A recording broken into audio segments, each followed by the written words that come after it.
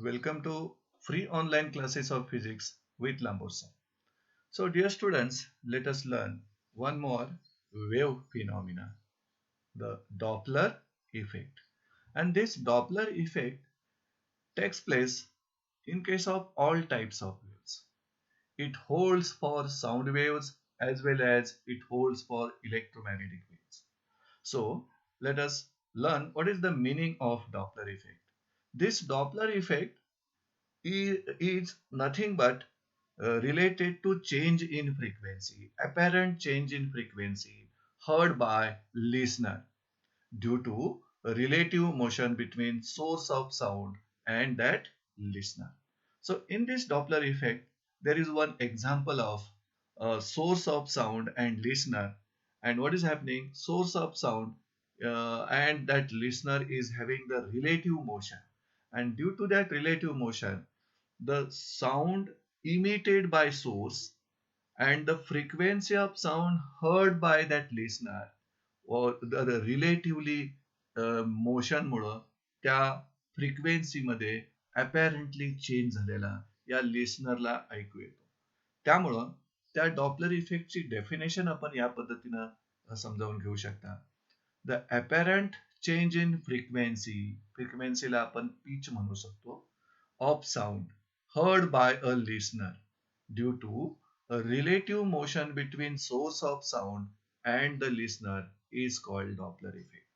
म्हणजे जर एखादा साऊंडचा सोर्स आणि लिस्नर या दोघांच्या मध्ये रिलेटिव्ह मोशन होत असेल तर लिस्नरनं साऊंडची जी फ्रिक्वेन्सी ऐकलेली असेल त्या फ्रिक्वेन्सी मध्ये अपॅरेंटली चेंजेस झालेले हा लिस्नर ऐकेल आणि हे अपॅरेंटली फ्रिक्वेन्सी मधला change heard by listener due to relative motion between source and listener.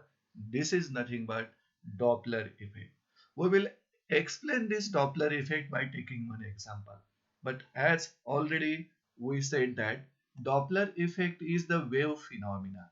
Means this Doppler effect takes place in all types of waves. That is, it holds for sound waves as well as for electromagnetic waves. That is, all types of waves Doppler effect produce करू शकतात. So let us explain this Doppler effect by taking one example.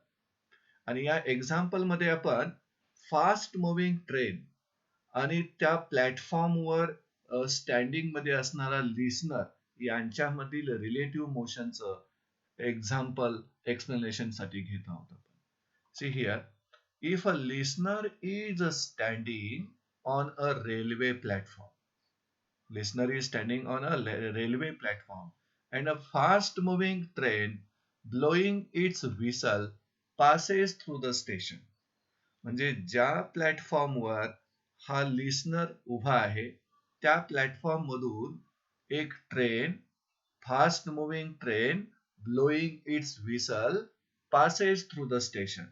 That time this listener feels that there is change in the frequency of sound emitted by the whistle.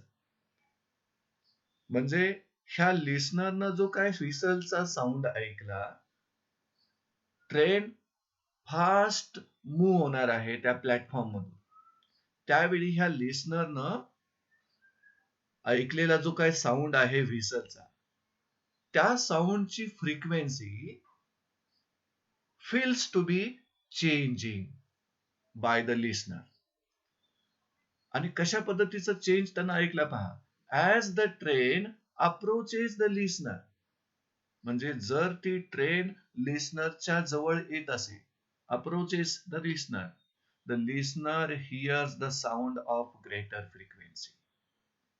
And Wien the train moves away from him, listener पासून ती train जसं दूर जायला लागेल, that time the listener hears the sound of less frequency or decreasing frequency.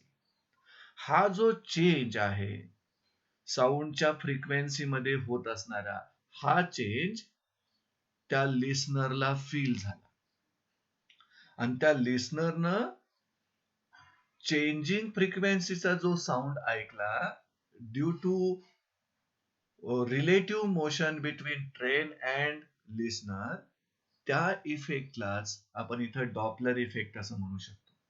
So in this example, which is explaining Doppler effect, we have taken the relative motion between train, which is the source of sound, and the listener. And in this case, listener is stationary or standing on the railway platform. And the fast moving train blowing its whistle passes through that station. That time, the listener feels that there is change in the frequency of sound emitted by the whistle. म्हणजे व्हिसलनं जो काही sound produce केलाय, जो लिस्नरनं ऐकला, त्या साऊंडच्या फ्रिक्वेन्सीमध्ये change झालेला या लिस्नरच्या लक्षात येईल. आणि कसा चेंज झालेला लक्षात येईल? ज्यावेळी ट्रेन त्या लिस्नरना अप्रोच होत होती, म्हणजे लिस्नरच्या जवळ येत होती, that time he hears sound of increasing frequency, greater frequency. And when the train moves away from the listener पासून दूर जात होती train, that time he hears the sound of less frequency. आता ऍक्च्युली खरोखरच व्हिसलनं इमिट केलेल्या साऊंडची frequency change होते का, ते आपण या ठिकाणी पुढच्या पॉइंटमध्ये समजावून घेऊ. In actual fact the whistle emits a sound of constant frequency. म्हणजे ट्रेनची जी व्हिसल आहे, it is blowing with constant frequency. त्यानं त्या जो साऊंड प्रोड्यूस केलाय त्या साऊंडची फ्रिक्वेन्सी ही कॉन्स्टंट आहे. पण due to relative motion between the train and the listener आणि ट्रेन मध्ये असणाऱ्या रिलेटिव्ह मोशन मुळे apparent frequency of sound heard by the listener is different from the true frequency of sound.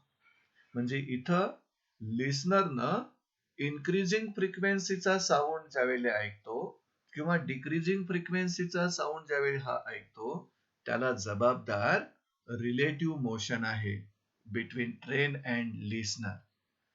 कारण जो whistle आहे ट्रेनचा, that whistle is emitting sound of constant frequency. त्याच्या साऊंडच्या frequency मध्ये कुठलाही बदल होत नाही. पण रिलेटिव्ह मोशन जबाबदार आहे ट्रेन मधली, म्हणजे सोर्स ऑफ साऊंड मधली आणि लिस्नर मधली ह्या फ्रिक्वेन्सी मध्ये होणाऱ्या चेंजला. त्यामुळे हा जो चेंज आहे हा रियल चेंज नाही आहे फ्रिक्वेन्सी मधला, अपॅरंट चेंज आहे. when train is approaching the listener is hearing greater frequency than the true frequency किंवा real frequency. And when train moves away from the listener hears the sound of decreasing frequency. ही देखील apparent frequencies आहे. म्हणजे true frequency पेक्षा कमी frequency listener ऐकेल when train moves away from him. आणि true frequency पेक्षा जास्त फ्रिक्वेन्सीचा साऊंड लिस्नर ऐकेल when the train approaches him. So this effect of apparent change in frequency heard by listener due to relative motion between the source of sound and listener is called as Doppler effect. आणि Doppler effect मध्ये frequency मध्ये change होतोय तो अपॅरंट change होतोय. आणि frequency जर साऊंडची change होत असेल तर वेवलेंथ देखील चेंज होईल. मग फ्रिक्वेन्सी आणि वेवलेंथ मधलं रिलेशन इन्व्हर्सली प्रपोर्शनल असल्यामुळं अप्रोचिंग ट्रेनच्या वेळी फ्रिक्वेन्सी ग्रेटर असेल त्यावेळेला वेवलेंथ स्मॉलर असेल. And when train was receding from the listener, म्हणजे when train moves away from the listener, apparent frequency decreasing तो ऐकेल, त्यावेळेला वेवलेंथ मात्र त्या ठिकाणी लार्जर असेल, ग्रेटर असेल. ह्या फ्रिक्वेन्सी मधील चेंजला किंवा वेवलेंथ मध्ये होणाऱ्या अपॅरंट चेंजला आपण डॉपलर शिफ्ट असं म्हणू शकतो. So what is Doppler shift? Apparent change in frequency or wavelength of sound heard by listener is called as Doppler effect. म्हणजे लिस्नरनं जो साऊंड ऐकला त्या साऊंडच्या फ्रिक्वेन्सी मधला अपॅरंट चेंज किंवा वेवलेंथ मधला अपॅरंट चेंज याला आपण डॉपलर शिफ्ट किंवा डॉपलर चेंज असं म्हणू शकता. The apparent changes in frequency heard by the listener can be studied under three different conditions. म्हणजे लिस्नरनं जो काय साऊंड ऐकला त्या साऊंडची फ्रिक्वेन्सी अपॅरेंटली चेंज होण्यासाठी who is responsible? The relative motion between source of sound and listener is responsible for the apparent change in frequency heard by listener. आणि ती apparent changes जी होणार आहे फ्रिक्वेन्सीमध्ये, that apparent changes can be studied under three different conditions. पहा त्यातील first condition कोणती? When listener is stationary but source is moving. Just the example that we have explained earlier.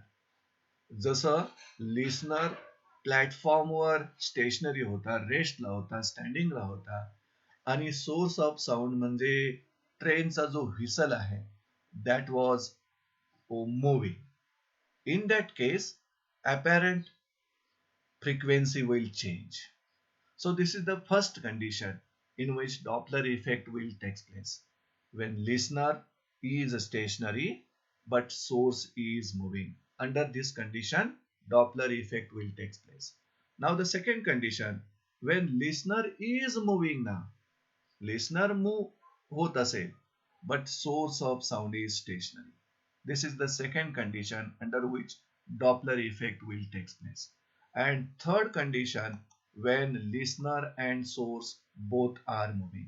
म्हणजे ह्या तीन कंडिशन्स मध्ये there is a relative motion between listener and source, and due to that relative motion the sound or the frequency of sound heard by listener will apparently change. Approaching motion ला greater frequency change होईल आणि receding motion ला म्हणजे moving away जर तो source जात असेल that time the apparent frequency will decrease. Out of that three condition, we will learn here the first condition in which the Doppler effect takes place. So condition first, listener is stationary and source is moving. या केस मध्ये जर या दोघांच्या मध्ये relative motion होत असेल तर apparent फ्रिक्वेन्सीचं expression आपण या ठिकाणी फाइंड आउट करू शकतो. So expression for apparent frequency heard by listener when source is moving away from stationary listener.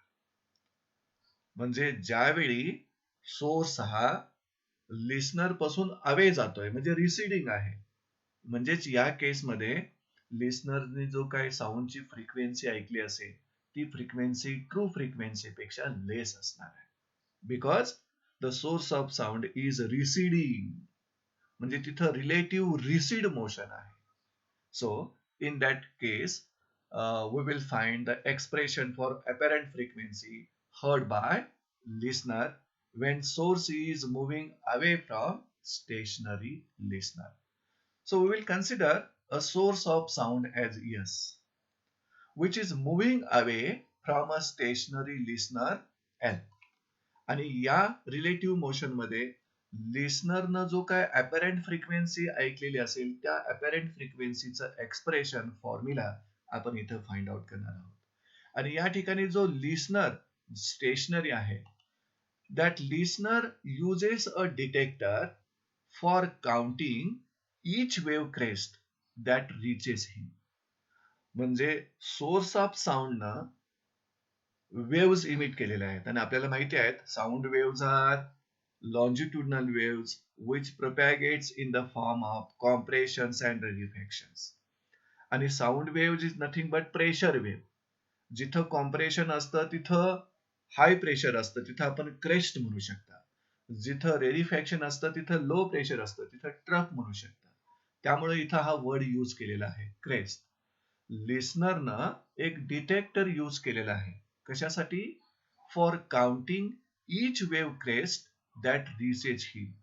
म्हणजे सोर्स ऑफ साऊंडनं जो काही साऊंड इमिट केला असेल त्या साऊंडच्या क्रेस्ट आणि ट्रफ, क्रेस्ट म्हणजे हाय प्रेशर आणि ट्रफ म्हणजे लो प्रेशर, त्या क्रेस्ट आणि ट्रफ लिस्नर जवळ पोहोचतील त्यातील क्रेस्टला काउंटिंग करणारा डिटेक्टर या लिस्नर जवळ आहे. Let us refer one diagram explaining this. So in this diagram you can see here L is the listener which is stationary, and this S1 S2, these are the two positions of the moving source. Initial position is S1 is the source which is moving away from that listener which is at rest. So in this diagram here, what is N0? See here, N0 is the actual frequency of sound emitted by source. म्हणजे हा जो source आहे त्या सोर्सची जी true frequency आहे, real frequency आहे, actual frequency आहे, त्यानं इमिट केलेल्या साऊंडची ती फ्रिक्वेन्सी म्हणजे N0. आणि N म्हणजे काय पहा, apparent frequency of sound heard by the listener. म्हणजे या सोर्सनं साऊंड इमिट केला, त्या साऊंडची ऍक्च्युअल किंवा ट्रू फ्रिक्वेन्सी काहीतरी असेल, पण या सोर्स मध्ये आणि लिस्नर मध्ये रिलेटिव्ह मोशन असल्यामुळं लिस्नरनं ऐकलेल्या साऊंडची फ्रिक्वेन्सी जी असेल ती म्हणजे N, which is apparent frequency of sound heard by the listener. Now S is the moving source of sound and L is the stationary listener. At the same time, V is the velocity of sound in air. आता इथं सोर्सचं speed आहे, पण लिस्नरचं speed मात्र आपण 0 घेणार, कारण का तो स्टेशनरी आहे, रेस्टला आहे. See here, Vs speed of source of sound and VL speed of listener which is equal to 0. तर या सगळ्या क्वांटिटीच्या मदतीनं आपण apparent frequency heard by listener च एक्सप्रेशन काढू शकतो when source is moving away from that stationary listener. So same diagram we have referred here. We will take here, suppose that at time t equal to 0, म्हणजे स्टार्टिंगला अजून त्या सोर्सची motion सुरू होणार आहे. at time t equal to 0, the source is at point S1. इथं बघा डायग्राम मध्ये स्टार्टिंगला मोशन सोर्सची सुरू होण्या अगोदर होण्यापूर्वी source is at point S1 at time t equal to 0, आणि त्यावेळी लिस्नर पासून त्या सोर्सचं डिस्टन्स d आहे. and that time this source emits a crest. म्हणजे पहिलं क्रेस्ट जे सोर्सनं इमिट केलं, म्हणजे त्या ठिकाणी कॉम्प्रेशन तुम्ही म्हणू शकता, हाय प्रेशर रिजन आहे तो, त्याला त्यामुळे क्रेस्ट म्हटलेलं आहे. त्यावेळी at time t equal to 0 source of sound is at point S1 आणि लिस्नर पासून त्याचं डिस्टन्स d आहे. That time that source of sound emits a crest at time t equal to 0. आता या क्रेस्टनं लिस्नर पर्यंतचा जो प्रवास आहे तो d एवढ्या डिस्टन्स मधून पूर्ण केला, त्यावेळेला त्याचं स्पीड जे आहे ते v असणार, कारण का velocity of sound in air आपण v घेतलेला आहे. मग त्या क्रेस्टला लिस्नर पर्यंत जाण्यासाठीचा जो टाइम लागलेला आहे तो टाइम आपण काढू शकता distance upon speed. So time t1 taken by this crest to reach the listener कसा काढू शकतो, हे फर्स्ट क्रेस्ट ह्या सोर्सनं इमिट केलेलं आहे आणि ते क्रेस्ट इमिट केल्यानंतर सोर्स आणि लिस्नर मधलं डिस्टन्स d होतं, ते क्रेस्ट v इतक्या स्पीडनं लिस्नर पर्यंत जाणार आहे. मग d डिस्टन्स आणि v स्पीड जर माहिती असेल तर त्या क्रेस्टनं जो टाइम घेतला लिस्नर पर्यंत पोहोचण्याचा तो टाइम t1 तुम्ही या फॉर्म्युल्याने घेऊ शकता, t1 equal to d upon v. At the same time t0 here, t0 time period at which waves are emitted. म्हणजे या सोर्स पासून, साऊंडच्या सोर्स पासून एक वेव्ह इमिट करण्यासाठी लागणारा जो टाइम आहे तो आपण t0 रेफर केलेला आहे. This is the true periodic time. म्हणजे या टाइम मध्ये सोर्स ऑफ साऊंडनं एक कॉम्प्रेशन आणि एक रेरिफॅक्शन प्रोड्यूस केलं असेल. कॉम्प्रेशनला तुम्ही क्रेस्ट म्हणणार आहात आणि रेरिफॅक्शनला इथं ट्रफ म्हणणार आहात. So let t0 time period at which waves are emitted. Now, during time t equal to t0, during time t equal to t0, आपण असा विचार करूया की हा जो सोर्स आहे, that source is moving away from point S1 to S2. किती time मध्ये? t0 टाइम मध्ये. आणि किती स्पीडनं हा सोर्स जाणार? तर सोर्सचं स्पीड vs आहे. मग त्यानं t0 टाइम मध्ये जे काही डिस्टन्स कव्हर केलं असेल ते डिस्टन्स आपण इथं फाइंड आउट करू शकतो. The distance traveled by the source away from the stationary listener to reach the point S2 in time t0, that distance equal to काय येणार आपल्याकडं? Speed into time. मग सोर्स किती स्पीड न मूव्ह होतोय? vs. आणि टाइम किती घेतलाय आपण? t0. So in time t0, the distance traveled by the source moving away from listener to reach point S2, that is vs t0. आता source S2 point जवळ आहे, लिस्नर स्टेशनरी असल्यामुळे L जवळ इथंच आहे.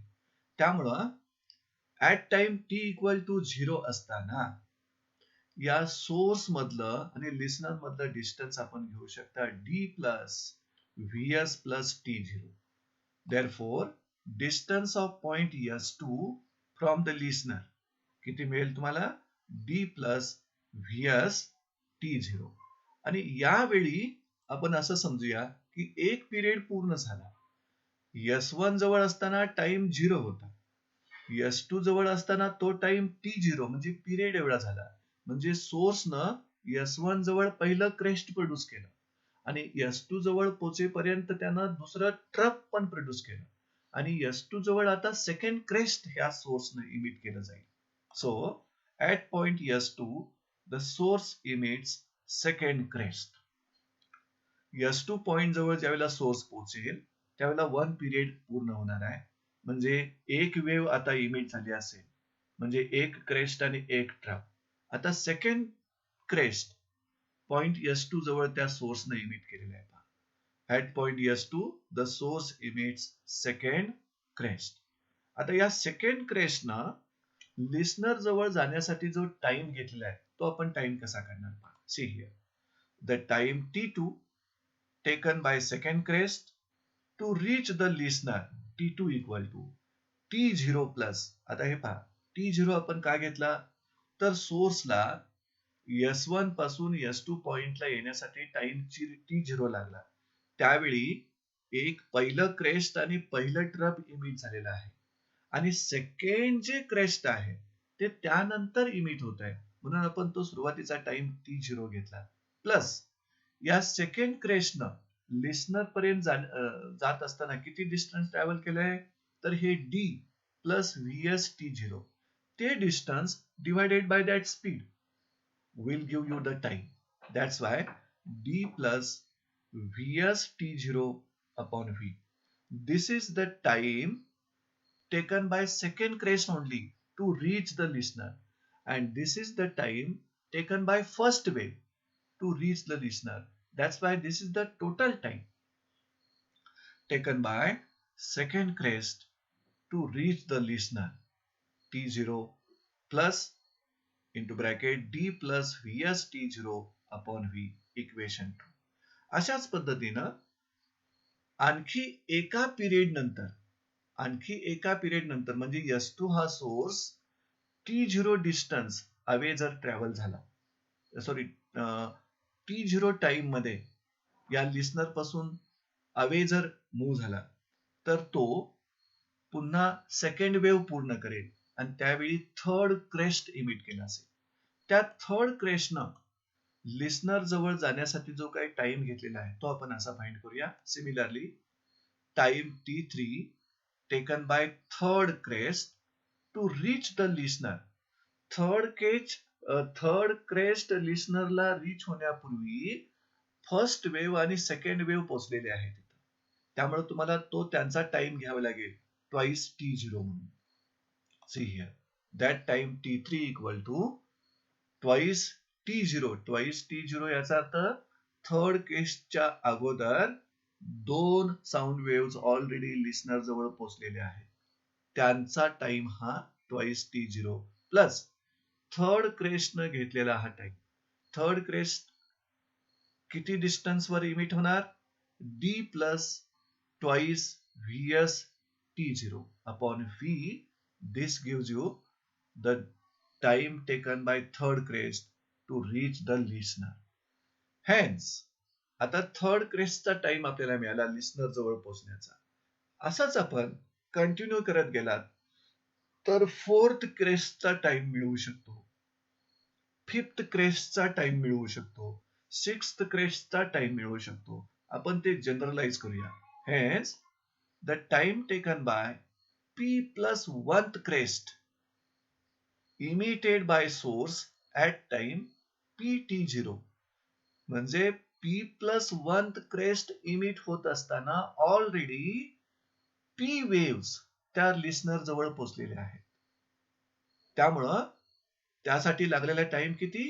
PT0 to reach the listener is म्हणजे P plus 1th crest जो सोर्स इमिट करणार त्यावेळी टाइम ऑलरेडी PT0 लागलेला असेल आणि या P plus 1th क्रेस्टनं सोर्स जवळ पोहोचण्यासाठी जो टाइम घेतलेला आहे तो टाइम किती पहा.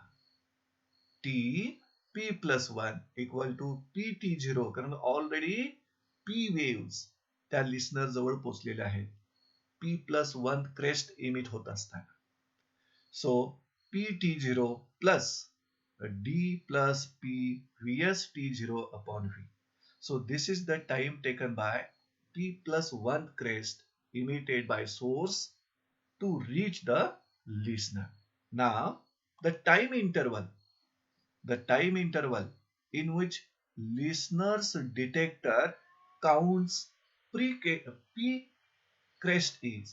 आपल्याला माहिती आहे त्या लिस्नर जवळ एक डिटेक्टर आहे आणि तो detector is counting each wave crest reaching the listener.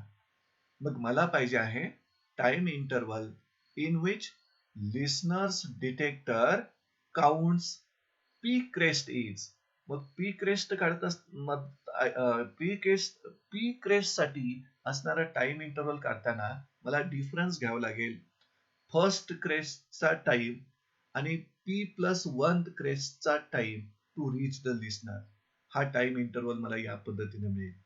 So this is the time taken by P plus 1 crest to reach the listener and this is the time taken by first crest to reach the listener.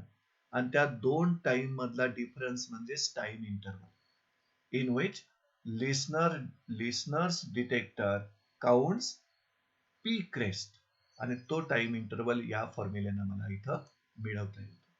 नाव आता इथं जो listener आहे तो listener किती पिरियडच्या ज्या waves त्यानं ऐकल्या त्याचा पिरियड किती पहा. See here therefore period of wave as recorded by listener म्हणजे लिस्नरनं ज्या वेव्स रेकॉर्ड केल्या त्या वेव्हचा पिरियड आपण फाइंड आउट करू शकता. T equal to this time interval divided by number of crest that is counted by that detector. आता इथं हा जो टाइम इंटरवल आहे त्याची व्हॅल्यू आपल्याला या इक्वेशन मध्ये इथं मिळते. त्याला फक्त नंबर ऑफ क्रेस्टनं डिव्हाइड करायचं आहे. So we can substitute the values here. जर तुम्ही या फॉर्म्युल्याचं सॉल्व्हिंग केलं तर P या डिनॉमिनेटरनं या दोन्हीला तुम्ही डिव्हाइड केलं तर P आणि इथला P कॅन्सल होतो. या ठिकाणचं D अपॉन V आणि minus D upon V cancel होईल. What will remain here? T0. इथलं फक्त T0 शिल्लक राहील आणि या टर्म मधील Vs T0 upon V शिल्लक राहील. आता यातून तुम्ही T0 कॉमन काढू शकता. What will remain in the bracket? 1 plus Vs upon V. आता इथला तुम्ही डिनॉमिनेटर सेम करा. मग डिनॉमिनेटर सेम केलात तर T equal to T0 V plus Vs upon V. ह्याचा रेसिप्रोकल आपण घेऊया. का रेसिप्रोकल घ्यायचं त्याचं कारण आहे तुम्हाला फ्रिक्वेन्सी हर्ड बाय लिस्नर काढायचा आहे.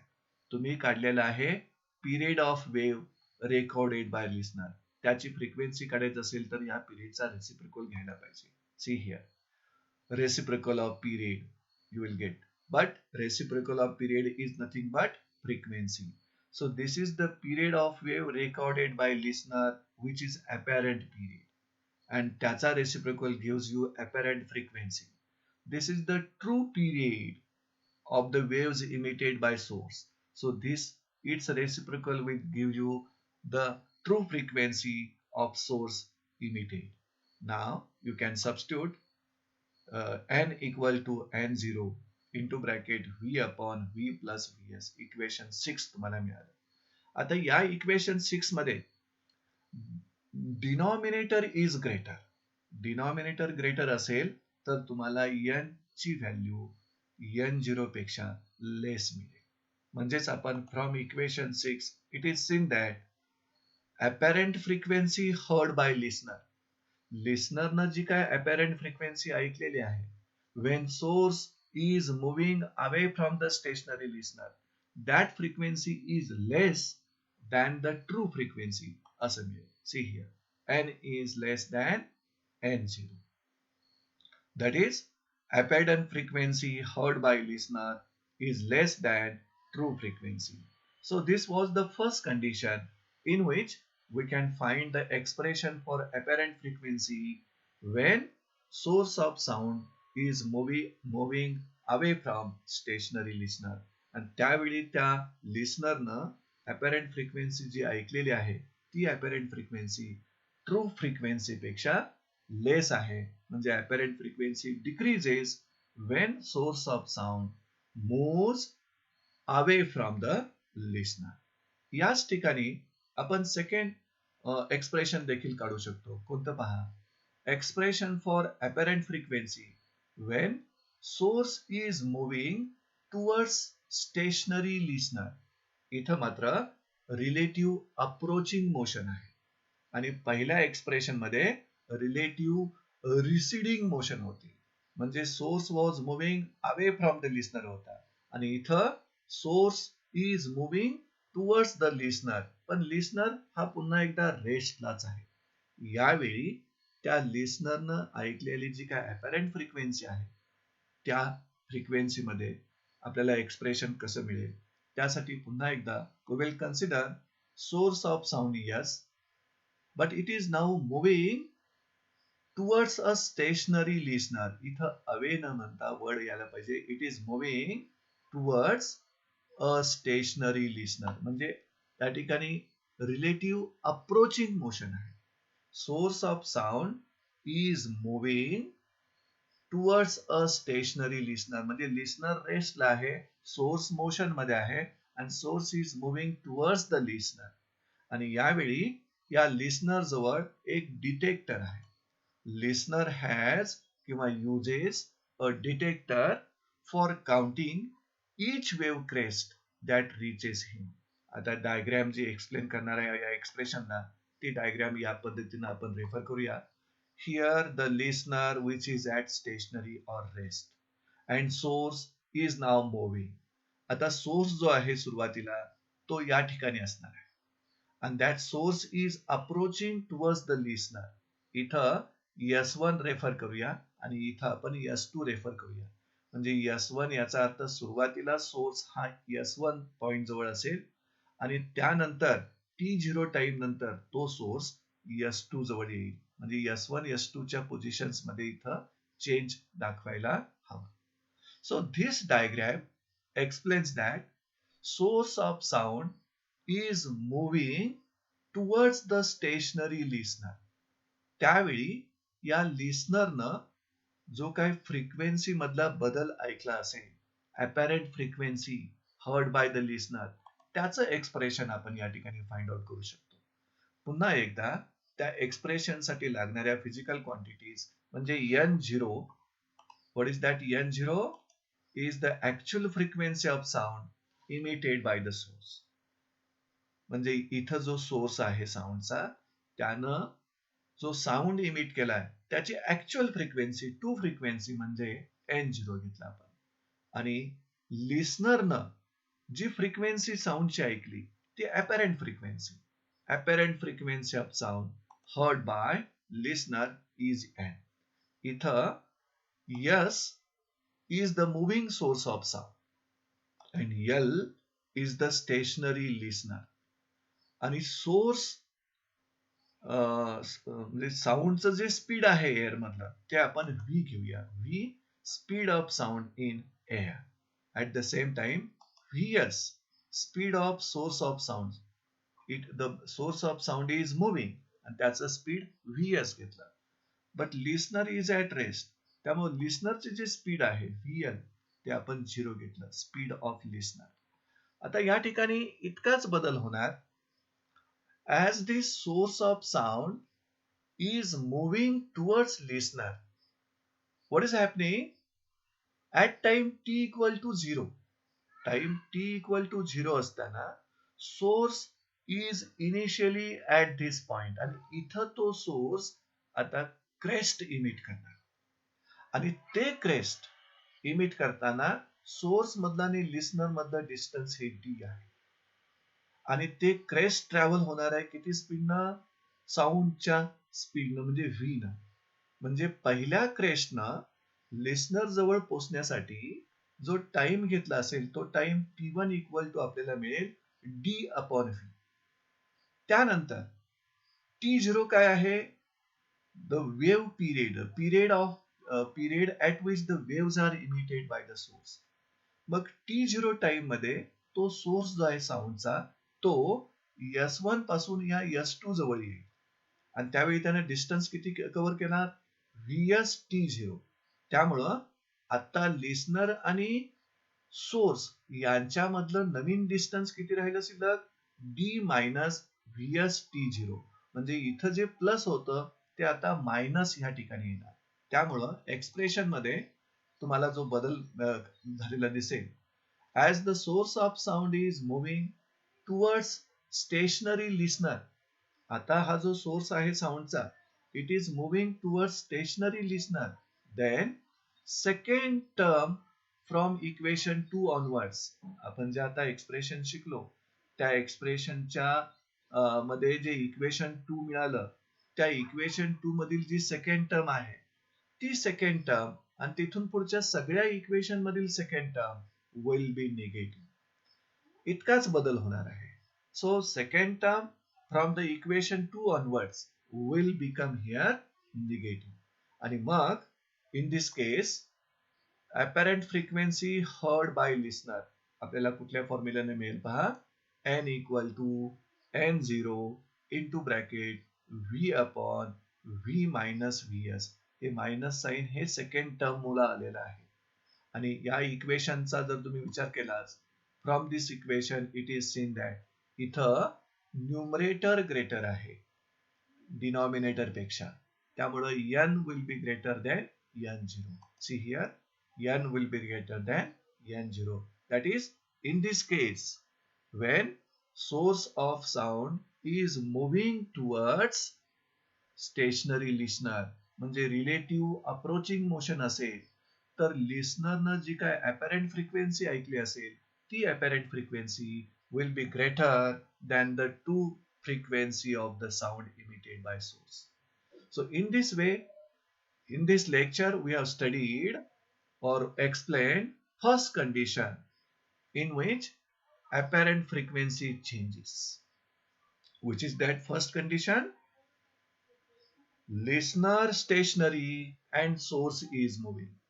आणि इथं पण आपण दोन एक्सप्रेशन बघितली. Source is moving away from the listener and source is moving towards the listener. म्हणजे रिलेटिव्ह रिसिडिंग मोशन आणि relative approaching motion. Relative receding motion मध्ये सोर्स हा लिस्नर पासून अवे जात होता त्यावेळी लिस्नरनं ऐकलेली अपॅरंट फ्रिक्वेन्सी डिक्रीजिंग मिळाली तुम्हाला n लेस दॅन n0 मिळालं.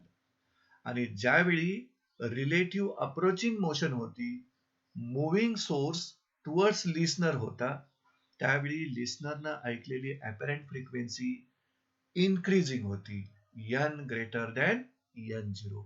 म्हणजे अप्रोचिंग मोशनला अपॅरंट फ्रिक्वेन्सी इन्क्रीजिंग होणार आणि रिसिडिंग मोशनला अपॅरंट फ्रिक्वेन्सी डिक्रीज होणार. So this was the first case, first condition in which apparent frequency changes. So with this, we are ending this lecture.